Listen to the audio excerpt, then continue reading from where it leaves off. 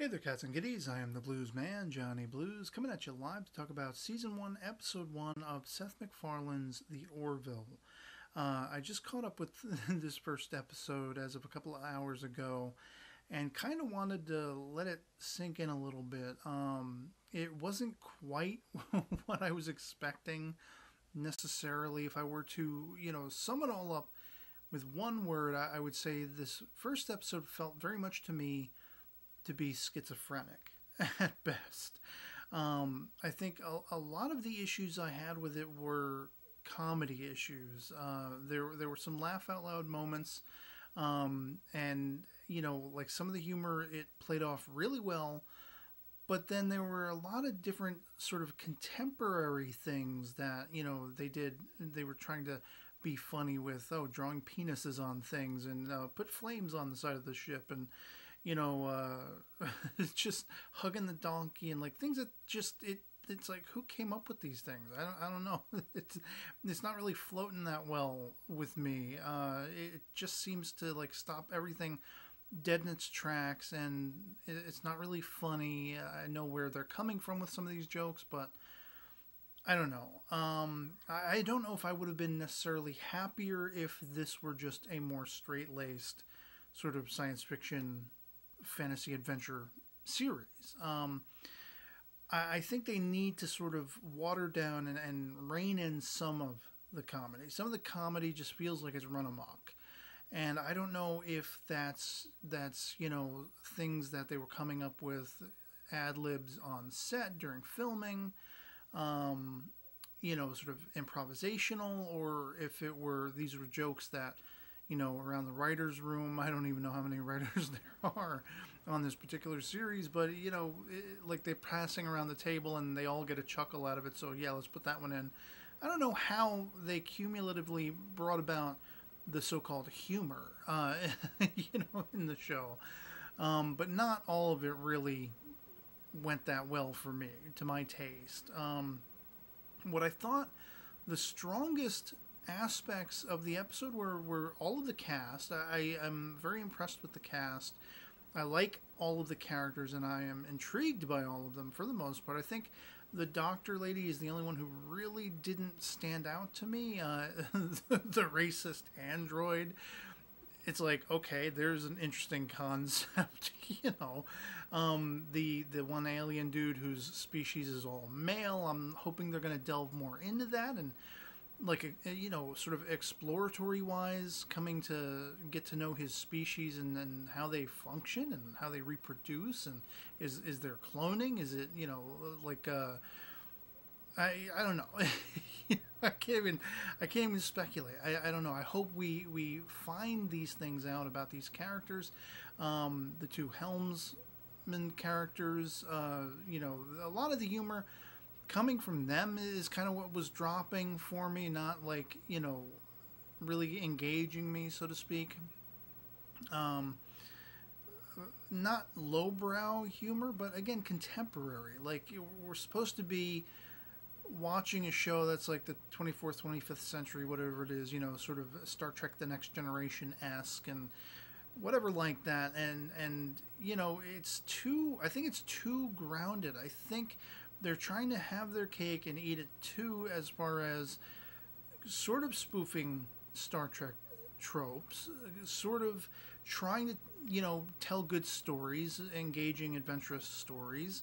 Again, trying to sort of shoehorn that comedy element in there. I feel like they're trying to be something like Galaxy Quest, which it can have that contemporary humor to a point, because the characters, these are actors from an old, Star Trek-like TV show in the modern day, in the contemporary time period. So that's where their understanding is going to lie. Whereas this is supposed to be far-flung future, very much adventurous, going out and exploring space and all these kinds of things. I just don't think it meshes well with the contemporary callbacks, the humor, the references.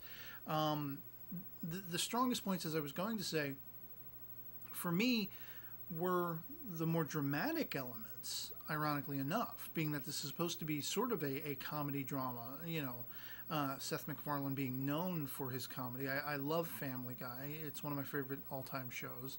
The creativity there and such like that. I mean, that, that show is always pushing the envelope and always getting me laughing my ass off, that kind of thing. And again, there were some laugh out loud moments to me, but the entire sequence where you have the sort of reunion between MacFarlane's character and Adrienne Palicki's character, his ex-wife, that whole argumentative scene of him being desperate to find out why she's put herself back into his life, taken up his XO role, knowing that he didn't have one, being this is his first command, and they'd have to find someone who could fill that spot, and she decides to take that role upon herself. And I don't know what maybe ulterior motives might be behind her doing that, whether she's hoping to reconcile, whether she wants to keep him in line, keep him in check. I don't know.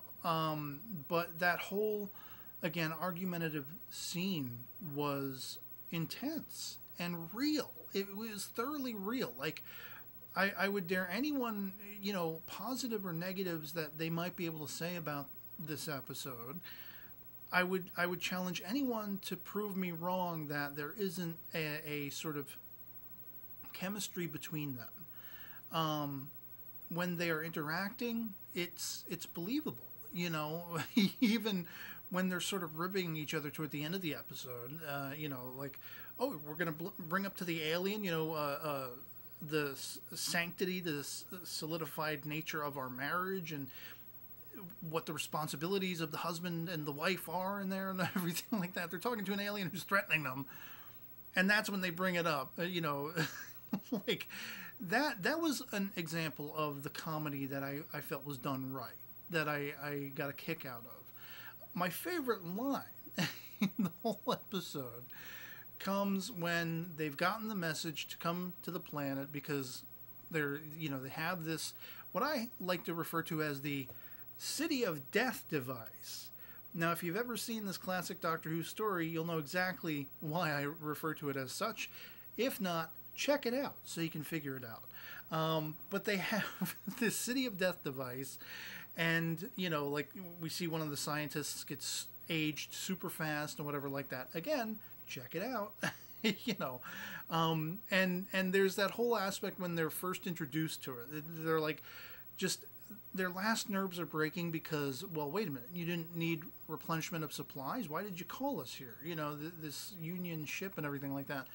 Oh, well, it's for protection. Protection from what? What the hell are you talking about? The Krill. There's no ships around here, all this kind of stuff. And when they're explaining, oh, within this energy bubble, we fast forwarded it a month. A month has passed. And MacFarlane's character goes, yeah, it certainly feels like it's been a month that I've been stuck here. Or whatever he says. That was the loudest laugh out loud laugh that it got out of me throughout the course of the episode. It's little moments like that where they're not trying to bang you over the head with comedic references, contemporary or otherwise. And it's mostly the contemporary references. I mean, sort of, if I sort of look at the episode chronologically from beginning to end, the very first scene of him coming home, returning home, and finding his wife in bed with Papa Smurf, as he calls him, that got a chuckle out of me, calling him Papa Smurf. But that whole opening sequence did nothing for me. I'm like, oh, wonderful. This looks great. When they pick up the year later and we're getting the proper beginnings of, he's going to get a command, and even though he's not the first choice and everything, there's a well-balanced sort of ratio of the comedy and the drama. And then they introduce the helmsman guy, and it's, oh, he's drawing penises on things, and he wants flames on the thing. Oh, he's having a beer before he goes to work. It's going to calm him down. Oh, let's not crash. He almost crashes. It was a mixture of, it was like a cocktail of predictability as far as the humor goes, too much relying on contemporary references and sort of, I don't know. I can't even quite equate it verbally what it is. It didn't work for me. And constantly going back and forth between that sort of emotional shift of well, straight-laced sort of drama, and then sort of adventure-y aspects, and then, contemporary humor falling flat, and then actually spot-on humor, and then more drama, and it was kind of all over the place, you know. And it's like I feel like I'm ripping it to shreds. But the thing of it is, I enjoyed the episode for the most part. I enjoy the characters. I like the characters, as I've said. I like the casting. I think, everyone bounds off each other relatively well. I liked when the two helmsmen came together and sort of introduced themselves to each other. And the sort of main helmsman guy, who's the buddy of the captain, he's saying, oh, well, this is why I got into trouble. This is why I was taken off duty, and if it weren't for him, I wouldn't be back on duty. I really liked that. I liked, he's like, oh, I'm an asshole. Oh, well, I'm an asshole too. Well, we're going to get along just fine. Like, I liked that rapport. There's a great rapport, a sense of rapport with most of the characters for the most part. Again, the only one sort of at a distance, kept at arm's length for me, was the doctor lady. The rest of them, if they weren't intriguing to me, they were relatable, and I liked how they related to each other. That is the most outstanding thing I can say about it. I like the look of the show, even though some of the special effects didn't look fantastic to me. I still liked it. It still very much held a Galaxy Quest sort of vibe, more so than a Star Trek. Which, obviously Star Trek, it's always going to be compared to that, because that's kind of what they're spoofing. And it's not even so much that it's a spoof. There are certain things that I like that they are spoofing. Like, you've seen in the previews before the episode, that whole exchange with the threatening alien on the, on-screen viewer. And he's like, over here, and McFarlane's like, could you just center yourself? There's a lot of dead space, empty space off to your side, and it's really distracting. And then, again, it was sort of more contemporary humor, but this one actually did float well with me. Was when they're talking to the scientist guy, and you got the dog licking his nuts in the background, and the guy's like, first thing I noticed. I was like, yeah, that actually turned out to be the first thing I noticed too, as the viewer of the show. So that got a chuckle out of me. But that was probably the limit of the more contemporary, bordering on not entirely lowbrow, but middlebrow, I guess you could say, if we're going to go by echelon, humor. And the humor like that, conforming more to being like that, just did nothing for me. And so I'm like mostly enjoying it. And it became really aware to me, the shifts, like, oh, I'm really enjoying this scene where they're arguing, where they're reunited, and we're finding out how that all shook down, what he's been up to in the years since they parted, and why is she there? I'm wondering about that. I'm very invested in that. And, she sort of leaves emotional, saying, well, as soon as somebody else comes up for the XO appointment on the ship, I'll request a transfer. And she's emotional. She leaves the room, and, the captain's like, I was really thoroughly invested. I really thoroughly enjoyed that scene. I enjoyed the banter that was going on when they went down to the planet finally, and they're like, dude, why are we here? Why are you wasting our time and our resources? You don't need anything. Wait, it's actually this. And that whole banter, I really enjoyed it. I really enjoyed the sort of on the ground, battle going on, laser gun battle between the aliens, the Krell or whatever, coming down trying to get this device, and explaining the device and such like that. There were elements that really stood out to me that were very much enjoyable. But again, because of that schizophrenic mixture, that cocktail of being all over the place with, comedy, then drama, then action adventure, then drama, then comedy, then, oh, I'm going to go take a pee. I'm going to look up what magnanimous means. And like, okay, that line I laughed at. I know there are people who sometimes have to do that. I sometimes have to do that. I know what magnanimous means, but that wasn't an example of a word I would have had to look up, but I do it. Everyone does it. You don't know everything. You're always constantly learning and evolving, so it's relatable. But then they sort of bury the lead of the joke by, oh, but I'm going to go pee first. And you knew that. And yeah, that makes sense. Like, they just lingered on it. And again, it's not knowing when to rein in the joke, or just choosing the wrong punchline, I guess. If it were left to me, I probably would have streamlined this episode to like maybe a half hour, just taking out some of those jokes.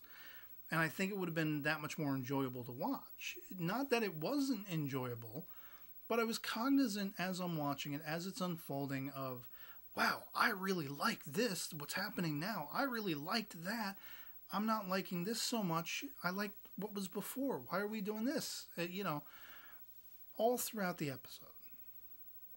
So for those bashing, Star Trek Discovery, which has been the ongoing thing. Oh, Orville is going to be the saving grace for Trekkies and Trekkers out there.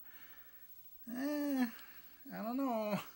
I think maybe you shouldn't have, bought the farm so in the early going before seeing any of it, that kind of thing. We shall see how that unfolds when Discovery hits, how much better or worse it happens to be. And that's all subjective, of course. I'm very much open-minded to it as a almost lifelong Star Trek fan. As you can see, the TOS crew represented behind me. And I don't know. Just focusing on the Orville for what it wasn't a horrible first episode, but there were a lot of missteps, and it felt very schizophrenic. It felt very all over the place. And it had really, really solid points. But I was constantly reminded of those points. Those points stood out to me that much more because I was like, okay, now we're doing something I don't like. Go back to the good shit. Pardon my French. So yeah, I'm going to tentatively want to check out the oncoming episodes as the season unfolds and see if there's any room for improvement or not, or if this is going to be the status quo. I really don't know. I'd love to hear from you guys in the comments below. If you've seen the first episode of the Orville, what you thought of it. Love it or hate it, anything goes as long as we have a great conversation. But at least to me, this wasn't the perfect sort of ratio of comedy and drama and adventure that I hoped it would be. It wasn't Galaxy Quest. And while it had elements, like they really kind of have to decide where they're going to lay their dollars, where they're going to put their bucks in the end game. Because at least putting their chips all across the board, it's not working for them. At least that is my take. That is my singular opinion, and you are free to have yours. Let me know what that is in the comments. Otherwise, that'll be pretty much it for me on this. Hope this video finds you well, and I'll catch you all later. Peace.